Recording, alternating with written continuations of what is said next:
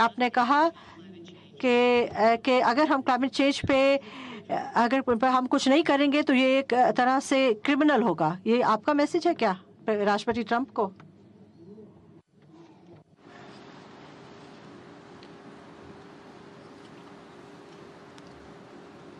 आप पत्रकारिता से जुड़ी हुई हैं, इसलिए गरमागरम न्यूज़ बनाने के लिए किस चीज़ को कहाँ जोड़ देना वो शायद ज़्यादा आपको अच्छा लगता होगा। मैं तो बहुत सिंपल वे में न्यू इंडिया का, भारत का सपना क्या है वो कह रहा था। और दूसरा, मैंने 5000 साल पुराने जो वेदों की रचना हुई है उस वेद का उल्लेख किया है जो 5000 साल पहले किया था, मैं भी पैदा नहीं हुआ था, जिसमें कहा गया था कि मनुष्य को प्रकृति का मिल्किंग ऑफ नेचर ये हमें हक है। एक्सप्लॉयटेशन ऑफ द नेचर इसका हमें हक नहीं है। ये हमारे यहाँ 5000 साल पहले कहा गया है, मैंने सिर्फ उसका उल्लेख किया है। दूसरा, 3 दिन पहले जर्मनी में मुझे ये सवाल पूछा गया था और वो तब तो और किसी का बयान भी नहीं आया था। और जर्मनी में मैंने कहा था कि पेरिस और नो पेरिस,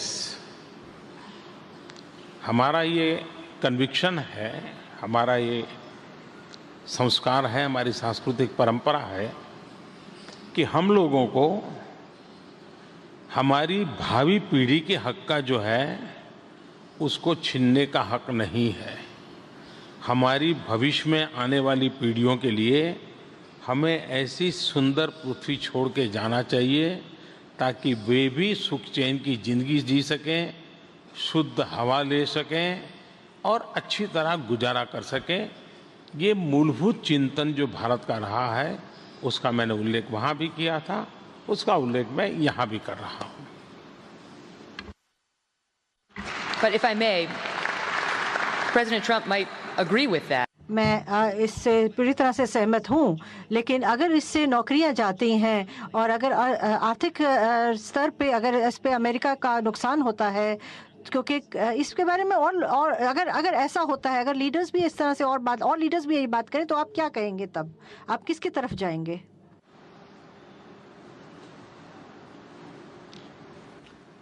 मुझे नहीं लगता है कि ये विषय मैं इसकी तरफ जाऊं कि उसकी तरफ जाऊं। ये विषय यह है कि मैं मेरी भावी पीढ़ी की तरफ जाऊंगा। जो पीढ़ी अभी पैदा नहीं हुई है, आने वाली सदियों में जो पीढ़ी को जन्म लेना है, मैं उनके पक्ष में जाऊंगा।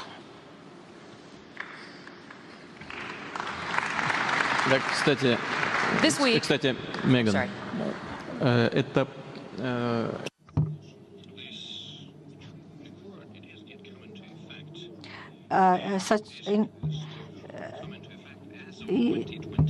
ये जो ट्रीटी है वो 2021 में पूरी तरह से लागू होगी। हमें पास अभी भी समय है। हम सब लोग जो है वो कंस्ट्रक्टिव तरीके से, सकारात्मक तरीके से सोचते हैं और करते हैं, और हमारे पास समय है कि इसको हम ठीक तरीके से इस पे काम कर सकें। इस साल जर्मन चांसलर एंगेला मर्केल ने कहा है, शायद और आपको भी कहा है प्रधानमंत्री मोदी जी, कि हमें अपनी जो भविष्य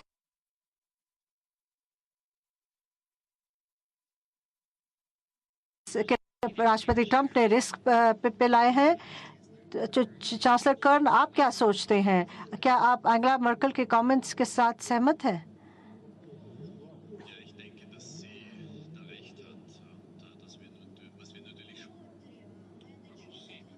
हमें देखना पड़ेगा, क्योंकि ये हमने पहली बार शायद ऐसा हालात पैदा हुए हैं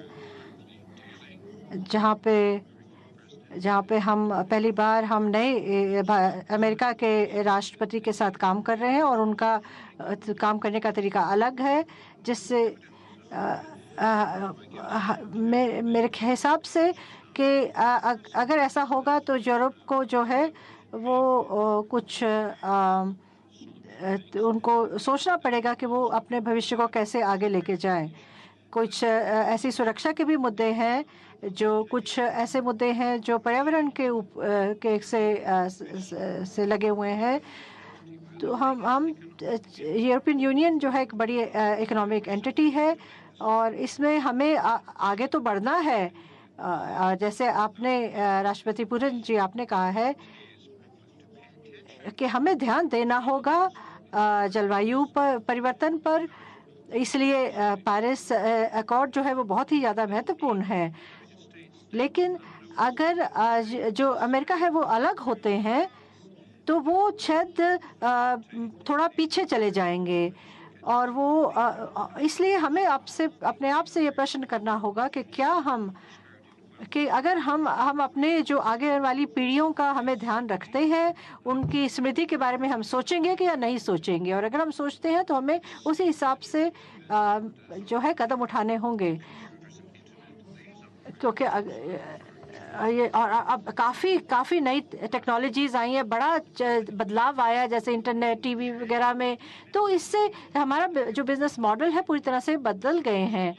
अब हमें ऐसे नए चीज़ों पे ध्यान देना होगा जिससे कि जो आर्थिक विकास हो वो सतत हो पूरी तरह से।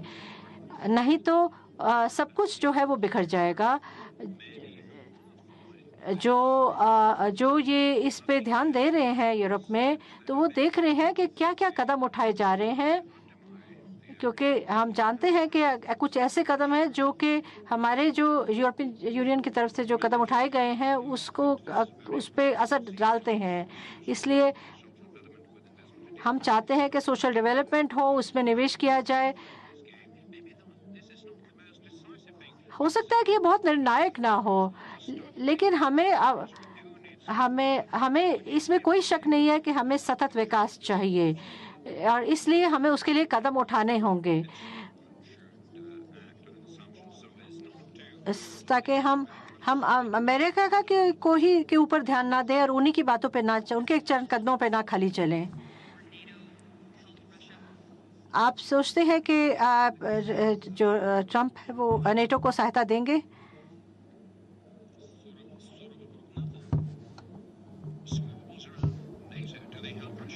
कि जो लड़ाइयाँ हो रही हैं नेटो के चारों तरफ, क्या वो उससे रशिया पे कुछ असर पड़ता है? नहीं, अगर ऐसा होता तो सब कुछ बिखर जाता, लेकिन ऐसा नहीं हुआ है। मेरे ख्याल से ऐसा नहीं हो रहा है। मैंने आपसे काफ़ी बार ये पूछा है कि क्या नेटो एक कोल्ड वॉर इंस्ट्रूमेंट था, कि क्या वो सोवियत यूनियन के खिलाफ खड़ा गया था? क्योंकि अब तो लेकिन ये इस वॉर्सो पैक्ट नहीं है, सोवियत यूनियन नहीं है, लेकिन नेटो तो है। और क्या उसकी अहमियत रह गई है? चाहे कुछ भी कहा जाए, ये मेरे ख्याल से यूएस फॉरेन पॉलिसी का कुछ हिस्सा था और अगर किसी को अच्छा लगता है तो ठीक है, अगर नहीं लगता तो भी देखा जाएगा। लेकिन जो प्रोसेसेस जो नेटो जिसके बारे में नेटो बात करता है और नेटो ट्रीटी की अगर हम ट्रांसफॉर्मेशन की बात करें, तो ये एक ऐसी संस्था है मेरे हिसाब से जिसने काफ़ी अस्थिरता पैदा की है दुनिया में। हमने देखा है कि जो मिलिट्री इंफ्रास्ट्रक्चर है वो बढ़ रहा है।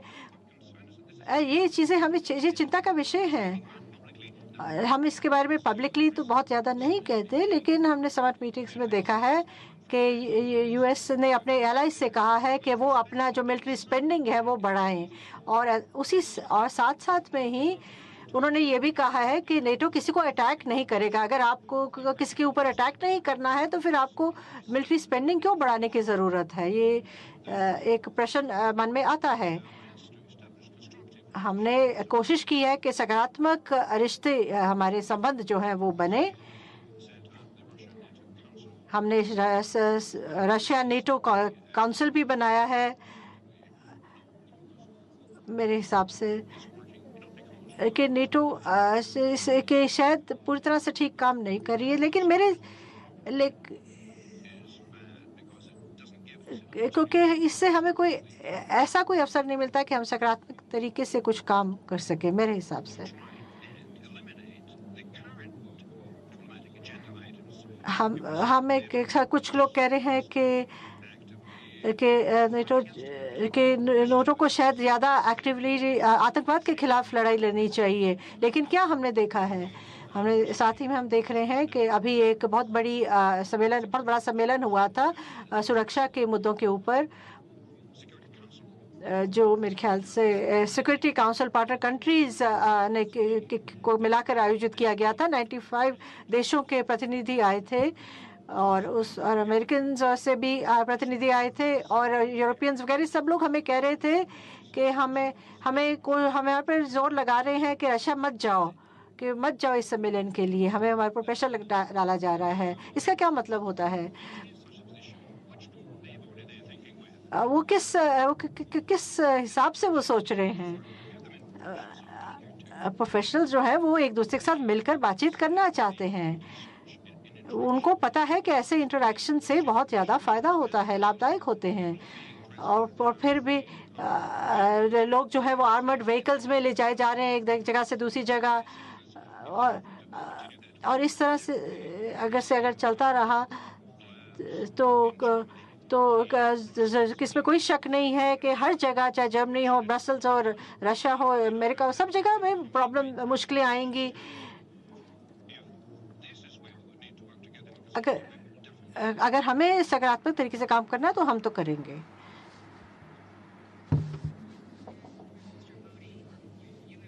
प्रधानमंत्री मोदी जी और आपने राष्ट्रपति पुतिन के साथ मिलकर काफ़ी समझौतों पर हस्ताक्षर किए हैं, चाहे वो काउंटर टेररिज्म हो।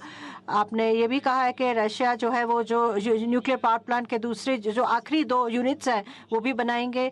तो आपका ये जो सहयोग है वो किस तरीके से? आपने कहा कि आप दोनों के बीच में बहुत ज़्यादा ट्रस्ट है, इसमें चीन का क्या उसमें रोल होता है? ये आपसे ये राष्ट्रपति पुतिन से पहले पूछती हूँ, फिर प्रधानमंत्री जी मोदी आपसे पूछूंगी।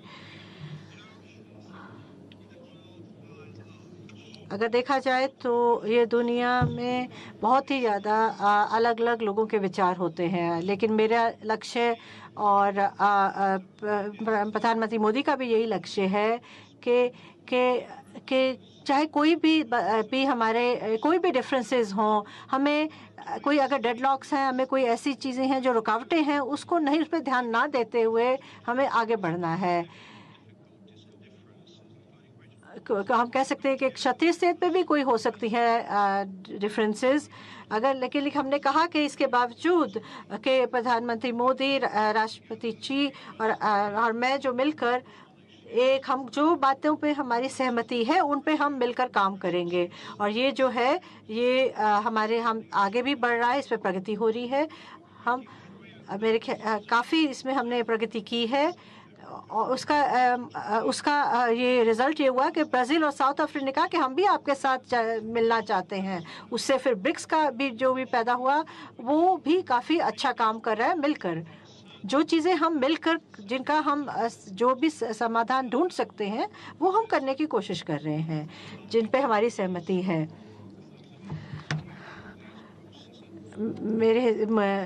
अगर क्या कि चीन के लोग इसके बारे में क्या सोचते हैं, मैंने तो ये पहले भी कहा है। मेरे ख्याल से शायद मैंने कल अपनी बात में कहा था कि 40 साल लग गए हमें कि चीन के साथ हम मिलकर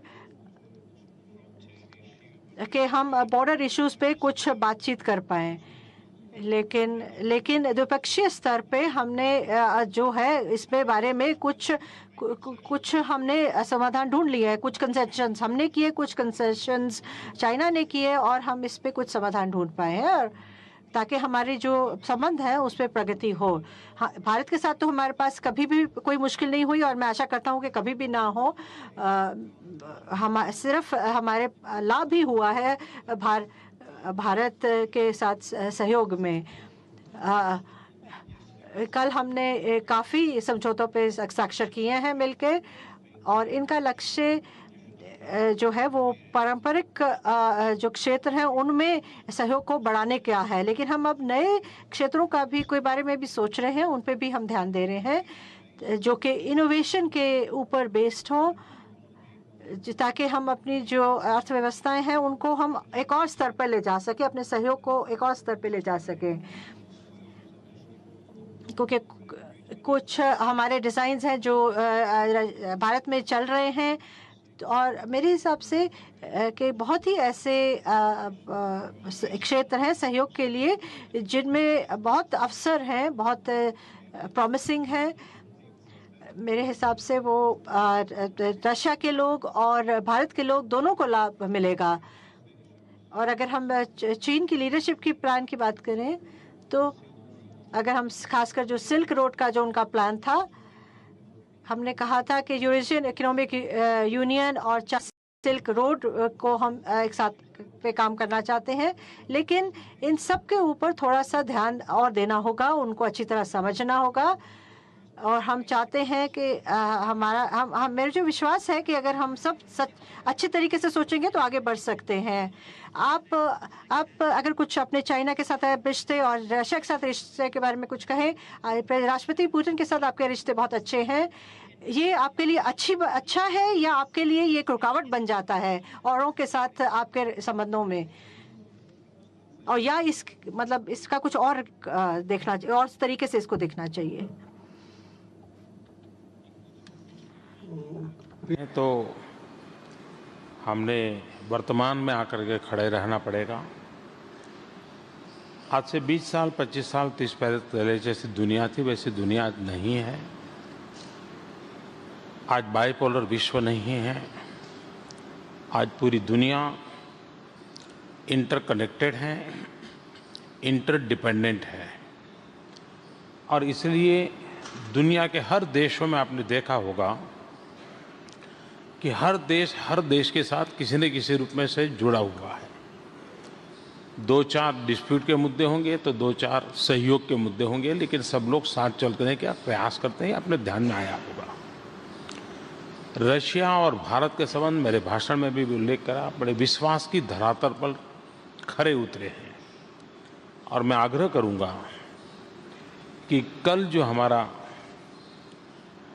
सेंट पीटर्सबर्ग का हमारा डिक्लेरेशन है, करीब 24 पेज का डिक्लेरेशन है, और मुझे पूरा पता है कि पूरी दुनिया उसके एक एक शब्द को पढ़ेगी, उसके तरासेगी, और हम दोनों कैसे आगे बढ़ने वाले हैं उसको भली भांति समझ पाएगी। जहाँ तक चाइना का सवाल है, ये सही है कि चाइना के साथ, जैसे रशिया को चाइना के साथ बॉर्डर डिस्प्यूट है, हमें भी बॉर्डर डिस्प्यूट है, लेकिन पिछले 40 साल में भारत और चीन के बीच में बॉर्डर डिस्प्यूट को लेकर के कभी भी एक भी गोली नहीं चली है। भारत और चीन आर्थिक दृष्टि से जुड़ रहे हैं, हमारा संबंध उनसे बढ़ रहा है, उनका संबंध हमसे बढ़ रहा है, हमारा इन्वेस्टमेंट वहाँ बढ़ रहा है, उनका इन्वेस्टमेंट हमारे साथ बढ़ रहा है।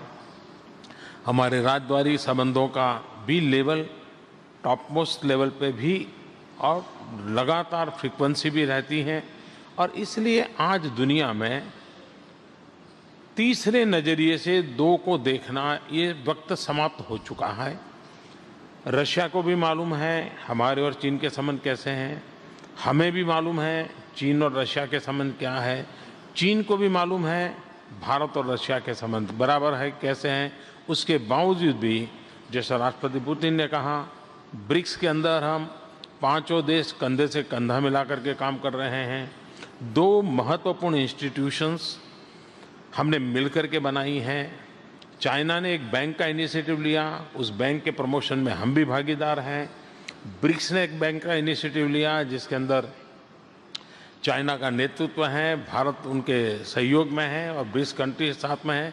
और इसलिए दुनिया इंटरकनेक्टेड है, इंटरडिपेंडेंट है, और भारत सबका साथ सबका विकास इस मंत्र को लेकर के जब चल रहे हैं तब वो सिर्फ भारत की जनता से जुड़ा हुआ विषय नहीं है।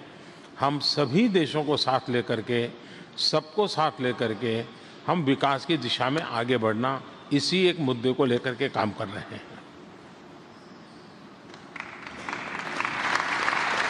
President Dodon. राष्ट्रपति डोडोन, आपने कुछ आपने कहा कि मोल्डोवा में भी एक जो ये जो चयन करने की ज़रूरत आ रही है ईस्ट और वेस्ट के बीच में कि इसका ये ज़रूरी है कि इनमें से एक को का चयन किया जाए, ईस्ट या वेस्ट का।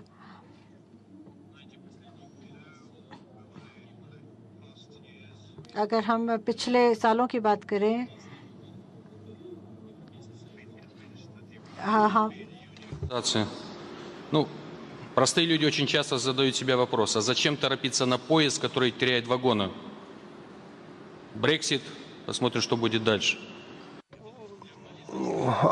हम लोग ये कहते हैं ऐसे देश जैसे मोल्दोवा है, एक ही हमारे पास चांस है कि हमारे जो संबंध हैं पश्चिमी और पूर्व के देशों के साथ भी एक जैसे अच्छे हैं, और हम आजकल की स्थिति में यूरोपियन यूनियन का हिस्सा नहीं बन सकते।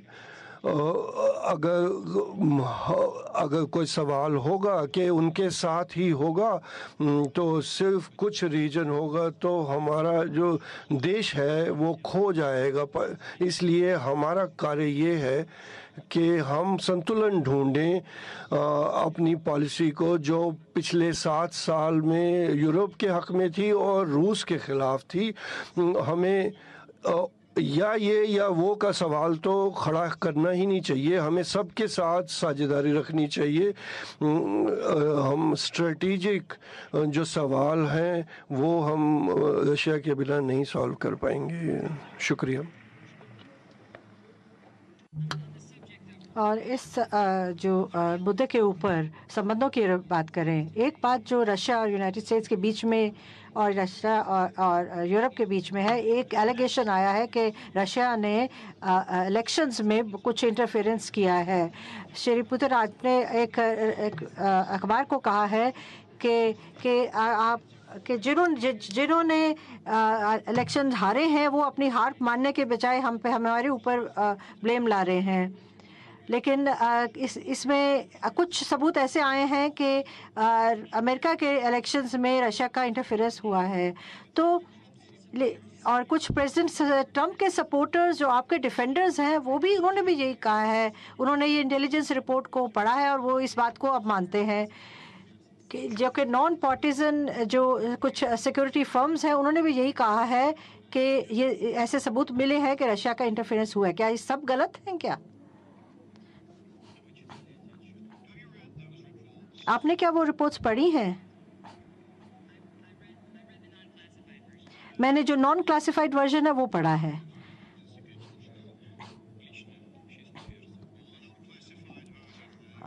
अगर हम नॉन क्लासिफाइड की वर्जन का तो कोई मतलब ही नहीं है ना। लेकिन कि किसने आपका सूट सिला है, किसने पॉकेट्स बनाई थी उसमें, किसने उसकी बाजू बनाई थी, मतलब इतने। लेकिन शायद आपकी शर्ट बहुत टाइट हो गई, अब आप उसको पहन नहीं पाएंगे। आप मुझे कह रहे हैं कि आपने नॉन क्लासिफाइड वर्जन्स पढ़े हैं। वो तो मैंने भी पढ़े हैं।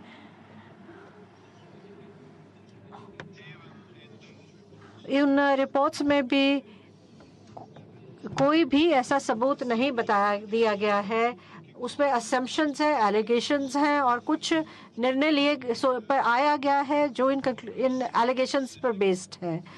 कुछ स्पेसिफिक नहीं है, कुछ कॉन्क्रीट नहीं है जिस पे हम कहें कि कोई हम बातचीत कर सकें।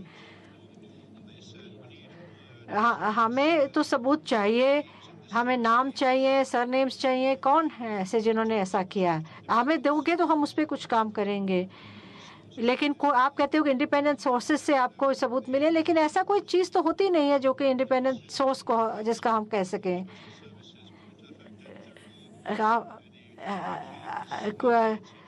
कुछ ऐसे होते हैं कि कईयों को कोई पसंद होता है, कईयों का कोई एटीट्यूड होता है। तो ये जो बेकार की जो ये बातें हैं, इनका हमें ये नुकसान ही पहुंचा सकती हैं, इनसे कोई फ़ायदा नहीं होता है।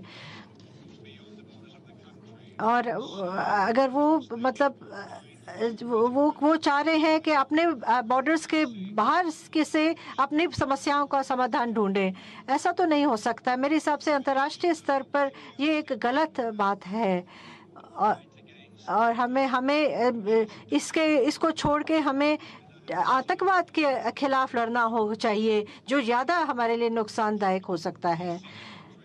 वाशिंगटन डीसी ने ये नहीं कहा है कि प्रोफेशनल्स जाएं और वो टेररिस्ट्स को बढ़ावा दें और वो रशियन फेडरेशन में आके आतंक का काम करें। ऐसा तो नहीं होता। तो मेरे हिसाब से इन रिपोर्ट्स के जो भी ये रिपोर्ट्स हैं इस तरह की नहीं, बात ख़त्म हो जानी चाहिए। हमें जो है वो नॉर्मल संबंधों पर बातचीत करनी चाहिए। बहुत ऐसे देश नहीं होते जिनके पास सॉवरेनिटी होती है। मैं किसी का को भी खिलाफ नहीं कहना चाहता, लेकिन जो भी मैडम मेर्केल ने कहा है वो शायद बहुत पुरानी, उनके मन में कोई एक वो बात है, कोई ग्रज है कि जिसके कारण उन्होंने ये बात कही। क्योंकि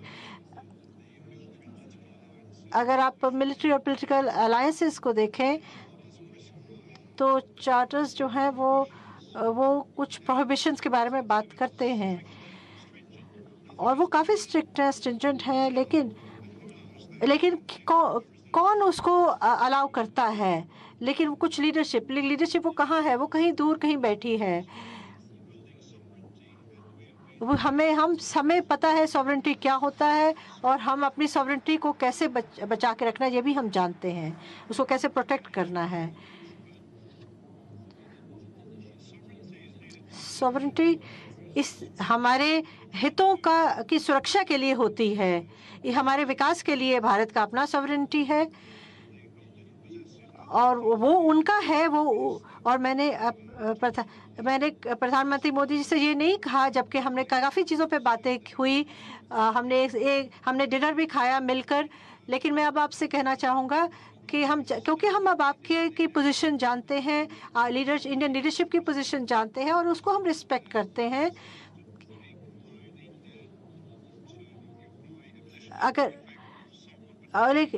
अगर वो उनको लगता है कि कोई चीज़ उनके खिलाफ है और उनके लोगों के हित में नहीं है, तो उनका पूरा हक बनता है उस पे स्टेप्स लेने का।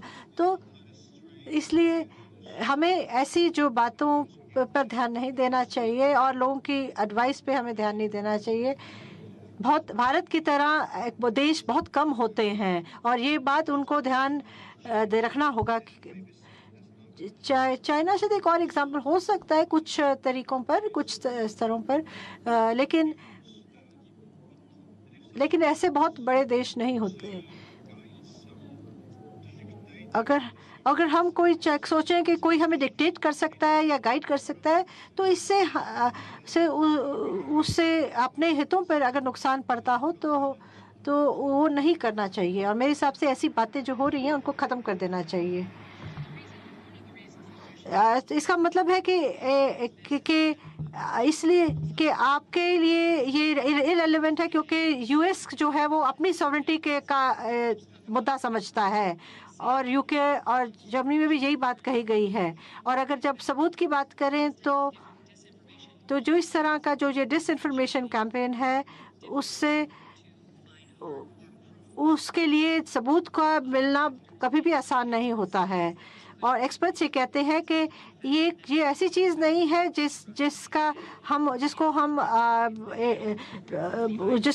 जिसको फेक तरीके से बनाया जा सकता है। और बहुत चीज़ें ऐसी हैं जो कि रशिया की तरफ उंगली उठाती हैं, और जो भी बातें हैं, काफ़ी चीज़ें ऐसे वो सिर्फ रशिया की तरफ उंगली उठाते हैं और किसी देश की तरफ नहीं। Отпечатки पल्सव। किस फिंगरप्रिंट की बात, किस चीज़ के फिंगरप्रिंट्स हैं? ये जो आईपी एड्रेस है, ये अपने आप सोचे जा सकते, वो ऐसा किया जा सकता है कि आपके घर के एड्रेस से आपके बच्चे भेज सकते हैं। 2 साल का बच्चा ये काम कर सकता है और आपकी 3 साल की बेटी ने अटैक किया है, ये भी इल्ज़ाम लगाया जा सकता है। आजकल ऐसी टेक्नोलॉजी बन गई है, वो कुछ भी आपके लिए सोच सकते हैं और किसी पे भी इल्ज़ाम लगा सकते हैं। ये कोई भी प्रूफ नहीं है, ये कोशिश है कि कि किसी और पे इल्ज़ाम लगाया जाए। जो प्रॉब्लम है वो हमारे में नहीं है, वो अंदरूनी प्रॉब्लम है अमेरिका की। और ट्रंप की जो टीम थी वो ज़्यादा जो है बेहतर तरह से काम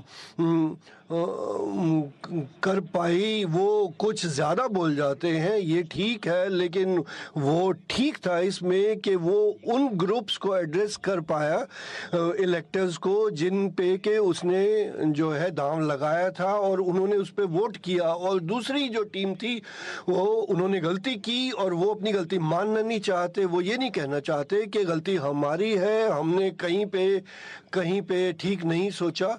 और आसान है उनके लिए कहना कि हमारी गलती नहीं है, ये रूसियों की गलती है, हम तो बहुत अच्छे हैं। ये एंटी सेमिटिज्म जो है सब चीज़ों में ज्यूज़ की गलती है। अगर आप पागल, आप बेवकूफ़ है तो इल्ज़ाम लगाता है किसी जू पर, तो ये ऐसी चीज़ों का अंत कोई अच्छा नहीं होता। सोचना इस तरह से चाहिए कि कैसे अपनी गलती का सुधार करें। अब डिसइंफॉर्मेशन की बात करते हैं, कैसी डिसइंफॉर्मेशन है? एक चीज़ जो कि फेंकी गई थी हवा में कुछ हैकर्स ने, वो इंटरनेट हैकर्स में, कि जो क्लिंटन की जो टीम थी उन्होंने गलती की थी दूसरे कैंडिडेट्स के मुकाबले में। लेकिन जब इस इंफॉर्मेशन जो लोगों में आई तो लीडर मान गई कि हाँ ये ठीक थी, उसने मान लिया। तो ये डिसइंफॉर्मेशन कहाँ से हुई? ये तो सच था, तो नहीं तो वो उसने काम छोड़ा क्यों? लेकिन ये कोई इम्पोर्टेंट नहीं है कि किसने ये निकाली। ज़रूरी था कि वो माफ़ी मांगे और वो उसने छोड़ दिया अपनी, ताकि ऐसी गलतियाँ ना हो। लेकिन क्लिंटन कहा कि हमारी तो गलती नहीं है, ये रूसियों ने किया है। रूसियों ने ऐसा क्या किया है कि उनकी किचन में जो कि एक कैंडिडेट को सपोर्ट कर रहे थे, हमने ऐसा तो कुछ भी नहीं किया। उनके देश में ये हुआ है। बंद कीजिए ये सब बातें।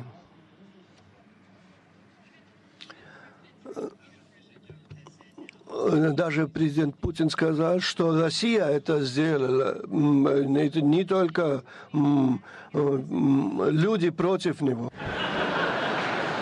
The difference between the hacking and the disinformation, I mean, this is not my allegation. This is the conclusion of the 17 U.S. intelligence agencies and the others that I mentioned. But what they say is that Russia not only hacked into the Democratic National Committee and hacked into Hillary Clinton's campaign emails, but that they also perpetuated a campaign of disinformation that involved putting out through Russian control, and that those then were pushed by aggregators and what they're called bots on Twitter and elsewhere, and specifically और ये news जो है Twitter में भी आ रही हैं और दूसरी जगह पे भी आ रही हैं। और जिन्होंने ट्रम्प के लिए वोट किया उनके ऊपर इलेक्शन हुआ या नहीं हुआ, इसके सच्चाई ये है कि उनकी जो टीम लीडर थी, कोई एग्जीक्यूटिव डायरेक्टर थी, उसने छोड़ दिया अपना पद। अभी तो मैंने इसका उदाहरण दिया। फिर डिसइंफॉर्मेशन की बात की जा रही है कि किस चीज़ में, ये मुझे इस बारे में पता भी नहीं है।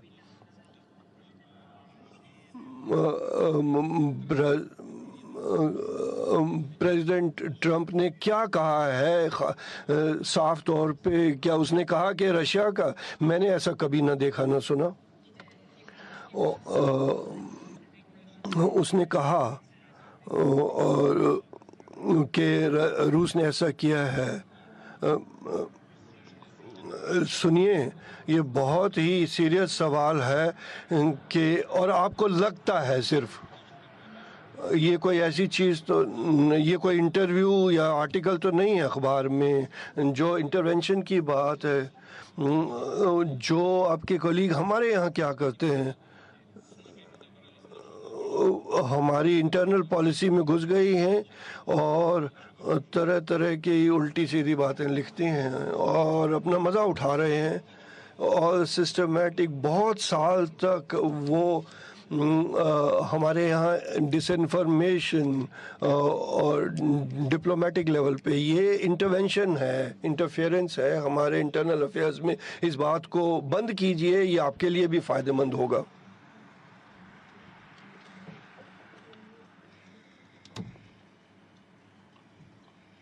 Prime Minister Modi, President Putin said the other day. President Putin ने बोला है कि स्टेट स्पॉन्सर्ड इंटरफेरेंस में वो मानते नहीं है। आप क्या इस बात को मानते हैं? स्टेट स्पॉन्सर्ड इंटरफेरेंस को वो नहीं मानते, क्या इस बात को आप मानते हैं? Спросите, он знает.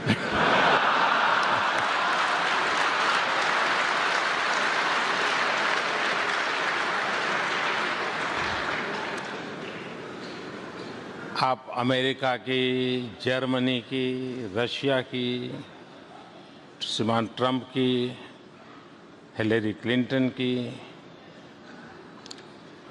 चांसलर मर्केल की, पुतिन की, ऐसे ऐसे बड़े बड़े लोगों की चर्चा कर रही हो, मुझे नहीं लगता है कि मेरे जैसे वकील की ज़रूरत है। कमीशन ने ऐसे स्टेप्स लिए हैं ताकि रशिया की सैंक्शंस भी कम हो जाएं, कि वो अपने पदभार संभालने के बाद भी इस बारे में कोई बात तो नहीं हुई आपकी टीम और ट्रम्प की टीम के बारे में। मैंने देखा है क्या हो रहा था, मेरे लिए बहुत हैरानी की बात थी। वो कुछ ऐसी फालतू की बातें की जा रही हैं, समझ में नहीं आ रहा कहाँ से ऐसे लोग आए जो कि इस तरह की खबरें फैला रहे हैं। ये तो कैटास्ट्रॉफी जैसा है। हमारे जो एम्बेसडर किसी से मिला, उसका काम है, उसको पैसे मिलते हैं लोगों से मिलने के, उसको मिलना है, और जो आजकल जो हालात हैं उनके बारे में बात करे। वो क्या करेगा उस देश में? सिर्फ उसका काम है एंटरटेनमेंट करे। उसके ऐसी जगह तो नहीं जा सकता ना जहाँ जाने के लिए उसको काम से निकाल दिया जाए। ये उसका काम है और उस पर इल्ज़ाम ये लगा कि वो किसी से मिला था। दिमाग ख़राब हो गया लोगों का। ये तो डिप्लोमेटिक सर्विस है। बहुत हैरानी की बात है, हमारे बीच में कोई भी कुछ भी ऐसा नहीं हुआ था। ट्रम्प के असिस्टेंट के उसने किसी से बात की थी। मैं आपको बता रहा हूँ, जिनकी पोजीशन थोड़ी अलग है वो मेरी बात का यकीन नहीं करेंगे, लेकिन मुझे इस बारे में पता तक नहीं था कि वो किस बारे में मिले। किसी बारे में उनकी बात नहीं हुई, कोई जनरल सी बातें हुई थी, कोई जो आम सी बात होती है कि हमें सोचना इस बारे में कि किस तरह के हमारे संबंध होने चाहिए, क्या ऐसा नहीं होना चाहिए, संबंध नहीं बनाने चाहिए क्या। तो ये तो हमारा काम है। कुछ भी स्पेसिफिक बात नहीं हुई थी, ज़ीरो बात हुई थी। बहुत हैरानी है, कोई हिस्टेरिक्स लग रही हैं वो। आप ये बंद भी नहीं कर पा रही। आपको कोई गोली दी जाए मुझे लगता है ताकि आप बंद करें। बिल्कुल मुझे हैरानी हो रही कि कैसे आप ये बंद करेंगी। तो छोटा जवाब यह है कि कुछ भी बातचीत नहीं हुई थी, इस बात के पास भी नहीं फटके थे।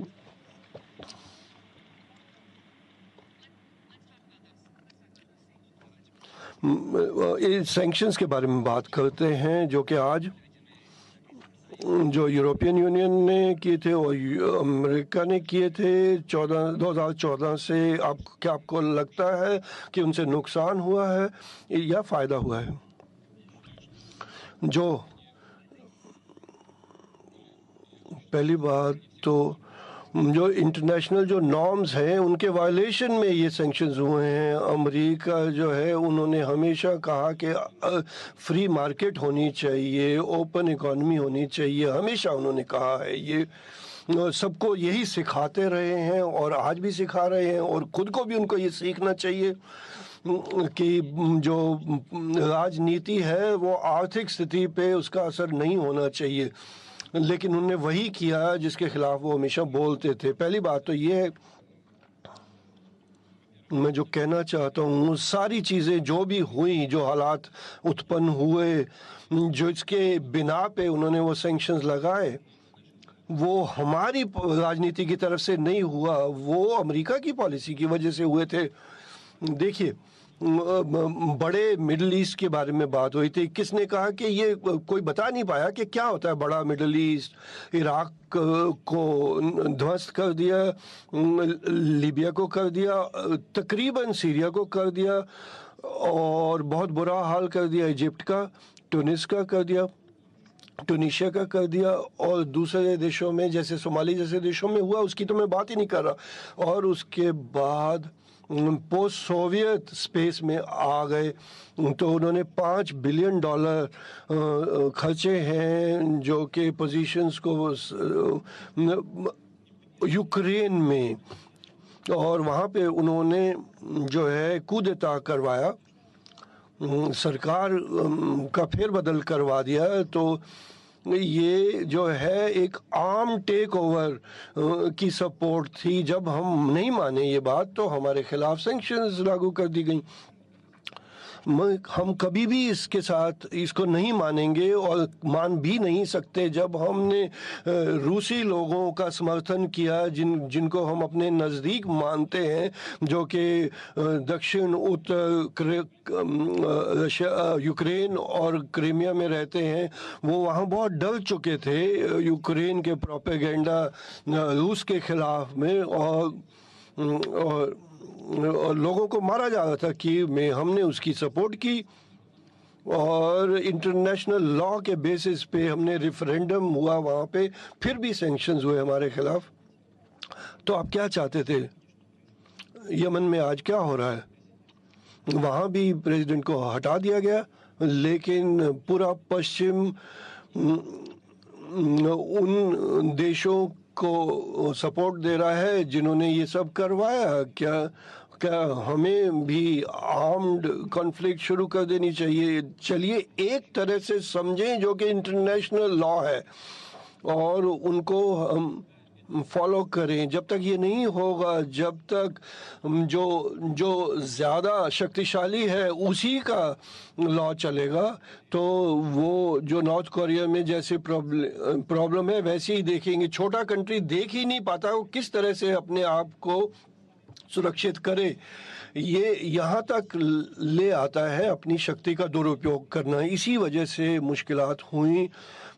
ये सैंक्शंस जो किसका नुकसान हुआ, हमारा या जिन्होंने सैंक्शंस की? ये बिल्कुल साफ है कि बहुत नुकसान हुआ उनको जिन्होंने सैंक्शंस लगाई। यहाँ कुछ लीडर हैं उपस्थित जो जर्मन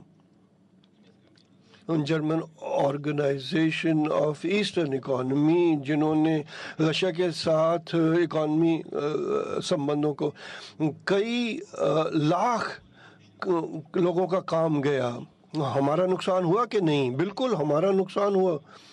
ज़्यादातर इसका जो फाइनेंसिंग का लिमिटेशन था तो उस पे हुआ, ट्रांसफ़र ऑफ टेक्नोलॉजी। लेकिन प्लस भी है, कोई फ़ायदे भी हुए हैं हमें, क्योंकि हमारे यहाँ कई क्षेत्रों में वृद्धि हुई। जो है कृषि क्षेत्र में हुई, 3% की वृद्धि कृषि में हो रही है।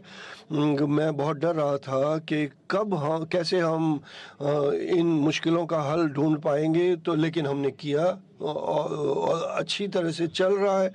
जहाँ हमारे यहाँ विकास हो रहा है हाईटेक एरियाज़ का भी, इस वजह से हमें अपने दिमाग का इस्तेमाल करने पे मजबूर किया है। उन्होंने मजबूर किया कि सब कुछ टेक्नोलॉजीज़ जो फंडामेंटल हैं और अप्लाइड हैं, और हमें सफलता मिल रही है उसमें। बढ़ रहा है नॉन रॉ मटेरियल एक्सपोर्ट, बढ़ रहा है ऑयल गैस जो है 10% की वृद्धि हुई है, पिछले साल भी हुई थी। ये सब किस चीज़ का प्रमाण है कि हमारे अर्थव्यवस्था में बदलाव आ रहा है। ये शुरुआत ही है, हमें बहुत कुछ और करना है, लेकिन ये शुरुआत तो है। कुल मिलाकर कह सकते हैं कि अच्छी बात तो ये नहीं है, लेकिन फ़ायदा भी हुआ है। चांसलर ने ऑस्ट्रिया चांसलर ने बोला, याद किया मार्क ट्वेन की बात को याद को कि मेरी मौत की जो खबरें हैं थोड़ी एग्जेजरेटेड हैं, सैंक्शन जो है उनकी ज़रूरत नहीं थी और उनको ख़त्म करना चाहिए।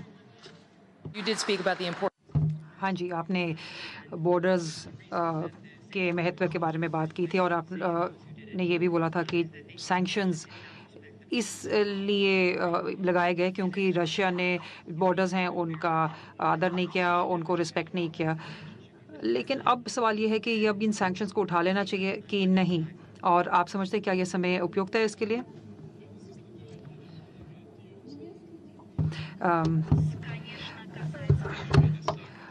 मैं तो ये समझता हूँ कि मैं सबसे पहली बार यहाँ पर पीटर्सबर्ग फोरम में भाग ले रहा हूँ और मैं अभी जो डायलॉग हो रहा था मैं काफ़ी दिलचस्पी ये सुन रहा था।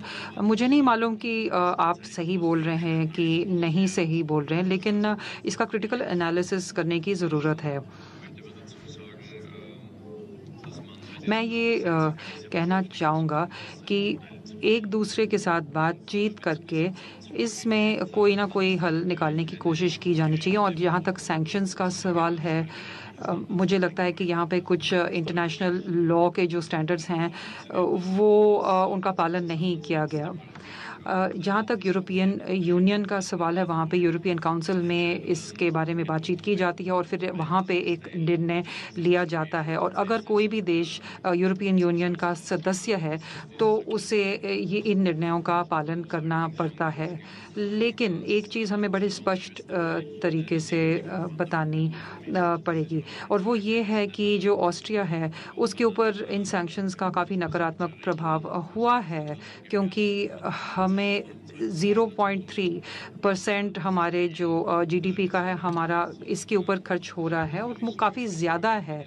और हम यही चाहते हैं कि इस जो समस्या का है बहुत ही जल्दी समाधान ढूंढा जाए और मुझे लगता है कि ये सिर्फ कोऑपरेट करके एक दूसरे से बातचीत करके ही इसका समाधान निकल पाएगा।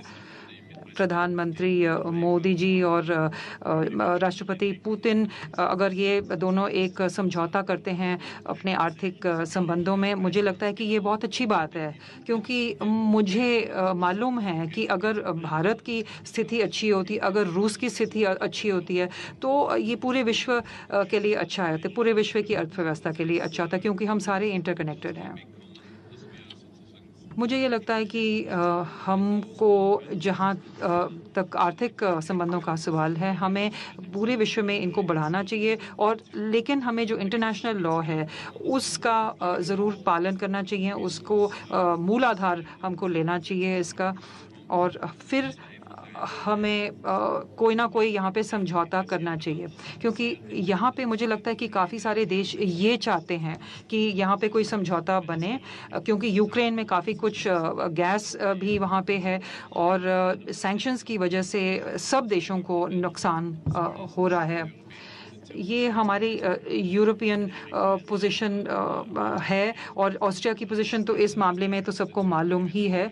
जो हम ऑस्ट्रिया में हम यूरोपियन यूनियन में अपनी पोजीशन बार-बार बताते रहते हैं, लेकिन अभी तक वहाँ पे कोई इसके लिए कोई मेजॉरिटी बन नहीं पाई है। हमारे ऑस्ट्रिया में कुछ आर्थिक इंटरेस्ट हैं, कोई इकोनॉमिक इंटरेस्ट हैं, वो शायद दूसरे देशों से थोड़े अलग होंगे, लेकिन क्योंकि हम यूरोपियन यूनियन के सदस्य हैं तो हमें इन जो निर्णय वहाँ पे लिए जाते हैं उनका पालन करना पड़ता है। लेकिन फिर भी मैं कहना चाहता हूँ कि ये जो समस्याएं हैं वो उनको इनका हल हमें ढूंढना ही पड़ेगा। Thank you for your kind words. First of all, flattery will get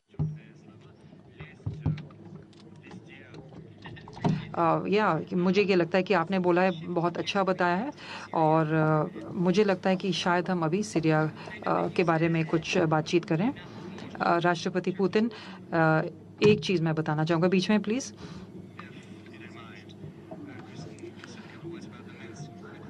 Shri can ने कुछ बताया है अभी समझौते के बारे में, कुछ मिन्स्क में भी कुछ समझौते होने हैं। तो अगर हम आजकल ये देखते हैं कि काफ़ी सारे ऐसे रिस्ट्रिक्शंस हैं, यूक्रेन के बारे में वहाँ पे समस्या हो रही है, सब लोग कहते हैं वहाँ पे बहुत बुरा हो रहा है, और लोग कहते हैं कि जो हमारे मिन्स्क के जो समझौते हैं वो वहाँ पे लागू होने चाहिए। हम यहाँ पे कहने के लिए तैयार हैं कि जो मिन्स्क के समझौते हैं उनको हम क्रियान्वित करने के लिए तैयार हैं, लेकिन ये ज़रूरी है कि फिर जो स्थिति है वहाँ पे उसमें फिर सुधार होना चाहिए। कुछ चीज़ों पे हमें फिर भी ध्यान देना पड़ेगा। मैं आपके बारे में पर्सनली बात नहीं कर रहा हूँ, मैं जो पूरी वेस्टर्न मीडिया है उसके बारे में बात कर रहा हूँ। मेरे जो वेस्ट में जो दूसरे देश हैं, जो उनके प्रमुख हैं, वो सब कहते हैं कि यहाँ पे आग है, यूक्रेन में आग लगी हुई है, वहाँ पे गोला बारूद चल रही है और रूस उसके लिए ज़िम्मेदार है। मुझे नहीं लगता कि उससे कुछ होने वाला है, उससे कुछ नहीं होने वाला, क्योंकि वहाँ से जो बंदूकें हैं वहाँ से वापस नहीं हटेंगी। लेकिन अगर हम वहाँ उन क्षेत्रों का आर्थिक सुधार करें तो मुझे लगता है कि जहाँ पे जो उग्रवादी हैं वो इन सब कोशिशों को रोक लेते हैं। हमने ये कोशिश की हुई है कि उनके साथ मतलब जो ब्लॉकेड वो कर रहे हैं उसको हम हटाएं। हमने काफ़ी कोशिशें की थी, लेकिन काफ़ी सारे जो वहाँ पे क्रिमिनल्स हैं वो भी उसमें शामिल हो गए थे, लेकिन वहाँ पे ब्लॉकेड के बारे में कुछ नहीं किया जा सका। हम जो आर्थिक संबंध बनाने के लिए जो कोशिश कर रहे थे उनके बारे में कुछ नहीं हो पाया। इसलिए मुझे लगता है कि जो मिन्स्क के जो समझौते हैं उसमें आर्टिकल 8 में लिखा हुआ है कि जो भी ब्लॉकेड है उसको उठाया जाना पड़ेगा, आर्थिक संबंध को आर्थिक कोऑपरेशन बनाया जाना चाहिए। लेकिन क्या आप क्या चाहते हैं हमसे मिन्स्क समझौते का जहाँ तक सवाल है, हम क्या कर सकते हैं वहाँ पे? जो रूसी मीडिया है वो वहाँ पे यूक्रेन में नहीं जा सकते, जो सोशल नेटवर्क्स हैं वहाँ पे काम नहीं करते। आप जर्नलिस्ट हो, आप मुझे बताइए कि वहाँ पे फ्रीडम ऑफ इंफॉर्मेशन कहाँ है? ये सब लोग इसके बारे में चुप क्यों हैं? क्यों सारे डिमांड्स मॉस्को की तरफ जा रहे हैं? क्यों ये सवाल दूसरों से क्यों नहीं किए जा रहे? क्योंकि मुझे लगता है कि आप लोगों का भी बहुत ज़्यादा हद तक इसमें हाथ है कि ये जो समस्या यहाँ पे पैदा हुई है, तो आप क्यों नहीं कुछ कह रहे? आप ये सवाल दूसरे लोगों से क्यों नहीं उठा रहे? आप हमेशा मॉस्को की तरफ उंगली उठाते हो। मैं आपके बारे में पर्सनली बात नहीं कर रहा हूँ, मैं तो ये चाहता हूँ कि मेरा मैसेज बिल्कुल क्लियरली वेस्ट की तरफ जाए। चलिए हम टॉपिक बदलते हैं, अब सीरिया की बात करते हैं। हमारे प्रेसिडेंट ने कहा कि आप वहाँ पे गलत आदमी को सपोर्ट कर रहे हैं, क्या आप उनकी बात मानते हैं कि असद जो है वो गलत आदमी है, दुष्ट आदमी है? हाँ, आप कह रही हैं। आप पूछिए दूसरे लोगों को, दूसरे लीडर्स को जिन्होंने उनसे बात की है। वो यूरोप ज़्यादा गया था रशिया के मुकाबले में। हम असद को नहीं वहाँ पे प्रोटेक्ट कर रहे हैं, लेकिन सीरियन स्टेट को प्रोटेक्ट करें। हम नहीं चाहते हैं कि लेबनान या सोमालिया या अफ़गानिस्तान जैसे हालात वहाँ पे पैदा ना हों। और वहाँ जो है सरकार नहीं रही, लेकिन कुछ भी इम्प्रूव तो नहीं हुआ, लेकिन हम चाहते हैं कि स्टेट वहाँ पे बची रहे और उसकी बिना पे आगे चलें, ताकि वहाँ पे राजनीतिक तौर पे जो भी सवाल हैं उनका हल किया जाए। ज़रूर बात है कि वहाँ सबकी थोड़ी बहुत गलती है, तो अगर बाहर से वहाँ पे इंटरफेरेंस ना होता तो ये हालत जो कि सिविल वॉर वाली है वो नहीं पैदा होती। प्रेसिडेंट असद के ख़िलाफ़ क्या है इल्ज़ाम? हमें मालूम है कि उसने केमिकल वेपन यूज़ किया, लेकिन कोई भी इसका प्रूफ नहीं है। इसके बाद हुआ तो हमने कहा कि इंस्पेक्शन की जाए जहाँ से कि उड़े थे हवाई जहाज़ असद के। अगर सब ने ऐसा नहीं सुना और वहाँ पे ये इस्तेमाल किया गया था। अगर वहाँ पे लोड किए जाए थे तो आजकल के जो सिस्टम्स हैं वो पकड़ सकते हैं इस चीज़ को। यहाँ पे इस हवाई जहाज़ पर इस जगह पर लोड किए गए थे केमिकल वेपन्स। उन्होंने नहीं माना इस बात को, कोई चाहता ही नहीं है कि बातें बहुत हैं लेकिन जब कोई स्पेसिफिक बात की जाए, हमने कहा कि इंस्पेक्शन की जाए। देखिए वहाँ पे जहाँ पे अटैक हुआ वहाँ डेंजर है, इसलिए माने नहीं कि वहाँ भी इंस्पेक्शन। अगर अटैक हुआ कि अपोजिशन पे तो वहाँ ठीक ठाक लोग हैं तो लेकिन ये तो ज्ञात है कि इराक के यहाँ प्रतिनिधि मौजूद हैं, उसको भी हम स्वागत करते हैं। कुर्दिस्तान में केमिकल वेपन्स का इस्तेमाल हुआ था और सारी इंटरनेशनल कम्युनिटी ने ये माना है। मतलब इसका ये है कि ये सिद्ध किया जा सकता है।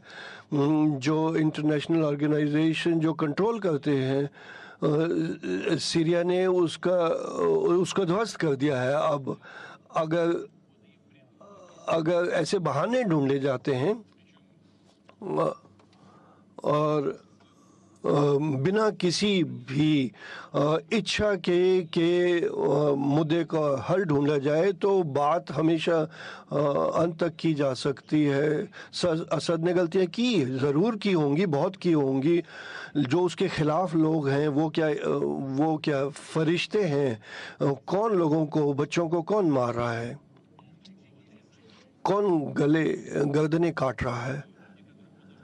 ये इन लोगों को हमें सपोर्ट करना चाहिए। आपको मालूम है कि अपने अमेरिकन कोलीग्स के साथ हमने बहुत बात की कि इस टेरिटरी पे अटैक करें या नहीं। वहाँ नहीं अलाउड है, वो बोलते हैं, क्योंकि अपोजिशन अच्छी वाली है। लेकिन हम कहते हैं वहाँ के आईसिस भी है लेकिन वहाँ सब मिक्स्ड है, तो कौन कहाँ पे है, इसलिए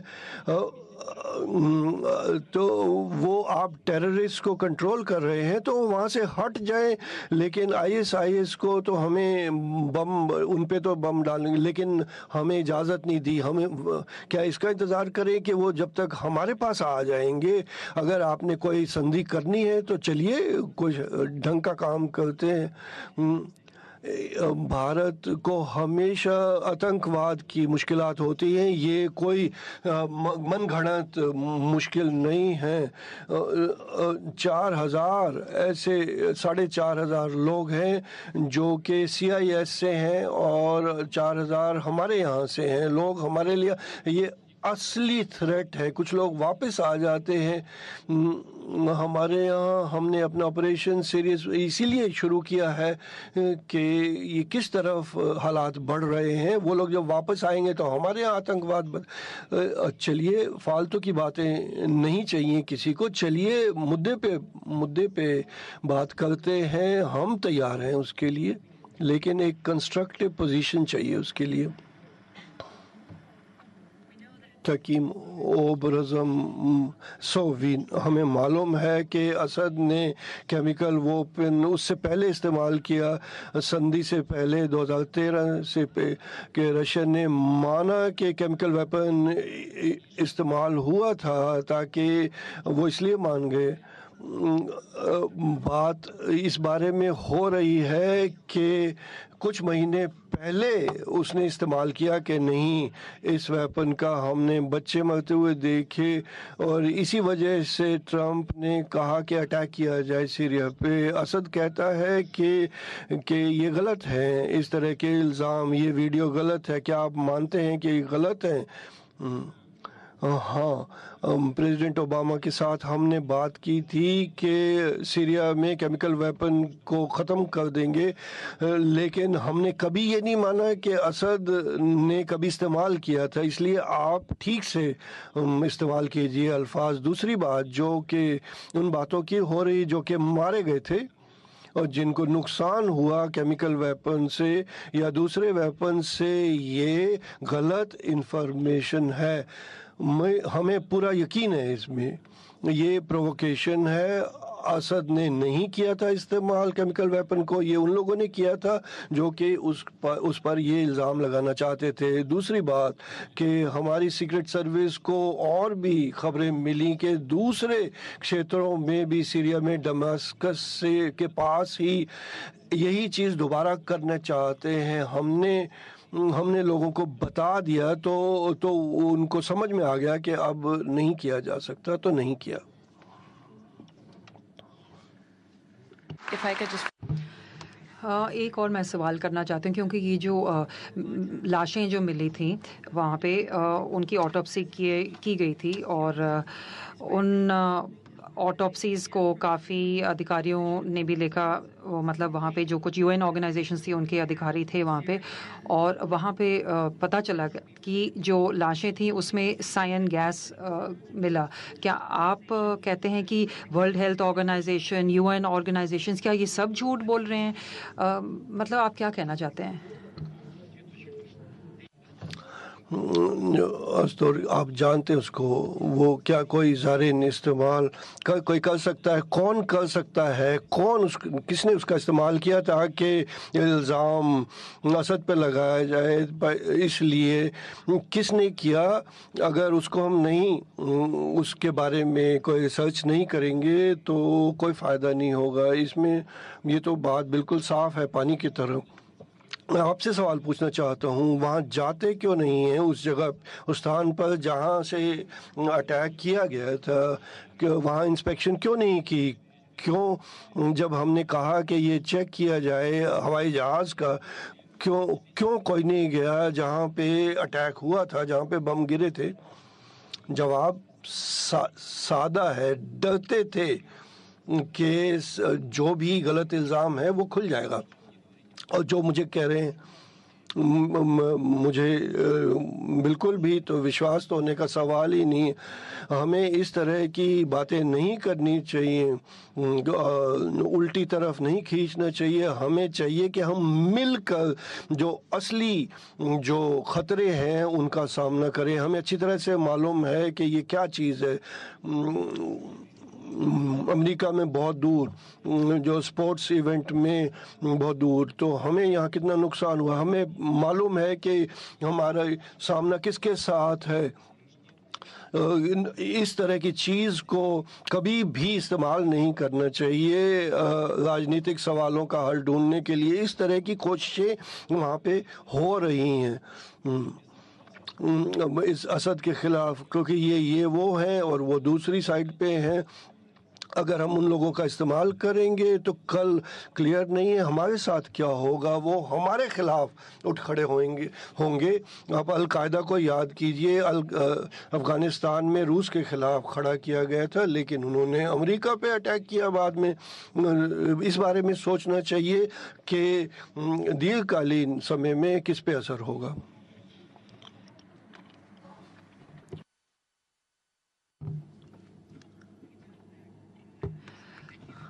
और प्रधानमंत्री जी, आप को पता होगा सिल्क रोड के बारे में। चीन के जो राष्ट्रपति हैं उन्होंने $124 बिलियन बताया है कि वो वहाँ पे निवेश करेंगे सिल्क रोड में। हमारे प्रेसिडेंट ने फ्री ट्रेड एग्रीमेंट को थोड़ा क्वेश्चन किया है, तो आपका क्या पोजीशन है इस पे?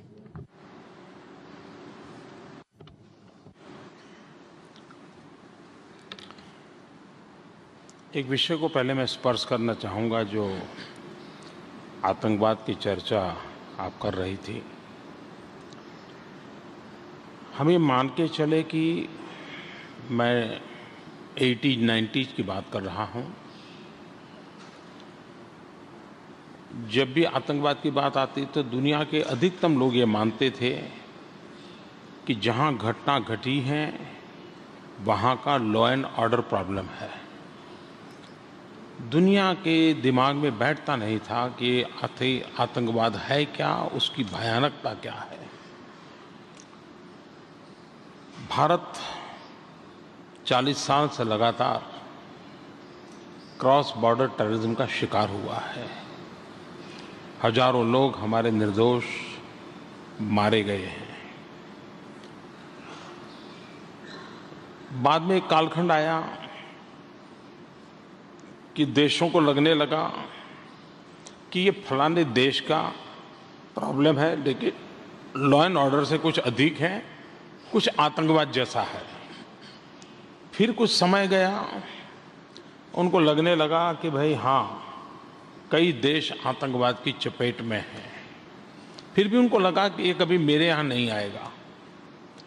9/11 के बाद दुनिया को पता चला कि आतंकवाद कितना भयंकर है, उसकी कोई सीमा नहीं है, उसका अपना कोई देश नहीं है। वो जहाँ भी मानवता है, आतंकवाद जाकर के मानवता को समाप्त करने के लिए कृत संकल्प है। ऐसी स्थिति में समय की मांग है कि हम स्पेसिफिक घटनाओं की चर्चा से ऊपर उठ करके आतंकवाद ये मानवता का भयंकर दुश्मन है, ये मानवता को नष्ट करेगा। मानवतावादी सभी शक्तियों ने एकत्र आकर के आतंकवाद के खिलाफ लड़ना चाहिए, तभी जाकर के इतने बड़े भयंकर संकट से हम मानवता को बचा पाएंगे। आप जानकर के हैरान होंगे, यहाँ यूएन जनरल सेक्रेटरी बैठे हैं, 40 साल हुए यूएन में एक रिजोल्यूशन पड़ा हुआ है आतंकवाद की डेफिनेशन करने के लिए। आतंकवादी कौन है, आतंकवाद की मदद किसको माना जाएगा, उसके लिए दुनिया का व्यू क्या होगा। वो 40 साल हो गए, सब लिप सिंपैथी दिखाते हैं आतंकवाद के लिए, लेकिन वो बिल पे न चर्चा होती है न निर्णय होता है। मुझे खुशी है कि राष्ट्रपति पुतिन ने कल पब्लिकली कहा है कि वे यूनाइटेड नेशन में इस मसले का को आगे लाएंगे और उसकी चर्चा करेंगे। आज देश को दूसरी बात है, जब आतंकवाद की हम चर्चा करते हैं तो आतंकवादी कोई वेपन का मैन्युफैक्चरिंग तो करते नहीं है। कोई देश है जो उनको वेपन देता है। आतंकवादी करेंसी तो मैन्युफैक्चर नहीं करते हैं। कोई न कोई देश है जो मनी लॉन्ड्रिंग से उनको पैसा देता है। आतंकवाद की अपनी टेलीकम्युनिकेशन सिस्टम नहीं है, सोशल मीडिया नहीं है। कोई तो व्यवस्था है जो उनको ये मदद करती है। कोई न कोई देश बैड टेररिज्म, गुड टेररिज्म, मेरा टेररिज्म, तेरा टेररिज्म, ये ख्यालों से बाहर आकर के ये मानवता का मुद्दा है, मानवता की रक्षा का मुद्दा है, उस मिजाज से हम अगर काम करेंगे तब जाकर के मैं समझता हूँ कि आतंकवाद के खिलाफ लड़ाई लड़ी जा सकती है। और रशिया, भारत इस विषय में विस्तार से चर्चा करता रहा है। दूसरी बात आपने कही फ्री ट्रेड एग्रीमेंट की। भारत तो ओपन इकोनॉमी में विश्वास करता है। भारत ने सारे निर्णय उसी दिशा में किए हैं। देश के हितों की चिंता हर कोई करता है, हम भी करते हैं, लेकिन विश्व व्यापार में अनुकूलता लाने के लिए 2 कदम हम भी चलते हैं, 2 कदम कोई और भी चलता है। लेकिन आवश्यकता ये है कि विश्व का आर्थिक जो माहौल बना है और आज जो ग्लोबल इकोनॉमी का एरा है, उसमें हम एक दूसरे को जितनी मदद कर सकें उतना अच्छा होगा। Last question. आखिरी सवाल। काफ़ी चीज़ें हम एक दरार बनाती हैं देशों के बीच में, और मुझे लगता है कि शायद हम इस बातचीत को इसका समाप्त इससे करते हैं कि क्या हमारे बीच में समानताएं हैं। पुतिन जी। Вот мы हम बात कर रहे हैं बहुत मुश्किलात के बारे में। हिंदुस्तान के रिप्रेजेंटेटिव है, रशिया की भी कोई वैल्यू है, यूरोपियन यूनियन के हैं, छोटे देश मोल्दोवा से हैं, बहुत सारे क्षेत्रों के प्रतिनिधि हैं। अब अमेरिकी यहाँ बैठी हैं, वो सब पे हुक्म चला रही हैं, तो कैसे हुआ कि यूनिपोलर नहीं है दुनिया। हम कि हम मॉडरेटर का फिर भी शुक्रिया अदा करना चाहते हैं जो हमारे लिए कौन सी चीज़ जो है इकट्ठे में हम एकजुट हैं। तो आतंकवाद के खिलाफ लड़ाई की बात कर रहे थे, तो क्या ये हम इसमें एकजुट नहीं होने चाहिए? हमें सिक्योरिटी के सुरक्षा में जो मास डिस्ट्रक्शन जैसे कि आणविक जो अस्त्र हैं वो भी हैं, तो ये हमें कहाँ ले जा सकता है? अभी समय है इकट्ठे मिलकर एकजुट होकर हमें ऐसे फैसले करने चाहिए जो कि इस अवस्था में हमें ना लाएं। गरीबी बढ़ रही है पूरी दुनिया में, ऐसे देशों में जहाँ से यूरोप में हज़ारों और लाखों लोग आ रहे हैं और करोड़ों लोग आ सकते हैं अफ्रीका में से। अगर इस तरह की अवस्था वहाँ जारी रहेगा तो कोई भी नहीं रोक पाएगा उन लोगों के यूरोप में आने से। इसलिए ये सोचना है कि हमें कैसे ये करें कि वहाँ लोग ढंग से जी पाएं, बच्चे पैदा कर सकें, उनको शिक्षा दे सकें, यानी कि एक आम जिंदगी बसर कर सकें। ये क्या एकजुट होकर करने की चीज़ नहीं है, पर्यावरण का सवाल है। बहुत लोगों ने इस बारे में बात की है, वो आपने भी इस बारे में बात की थी। ये भी तो एक ऐसी मुश्किल है जिसमें कि हमें एकजुट होना चाहिए। ये कोई सादा सा सवाल नहीं है, हमें मिलकर इस तरह के रूल बनाने चाहिए। और यहाँ ये बहुत ज़रूरी है, बहुत ज़रूरी है कि स्टेबिलिटी हो इन सवालों में। हम सब इकट्ठा हल ढूंढें और फिर उनका पालन भी करें।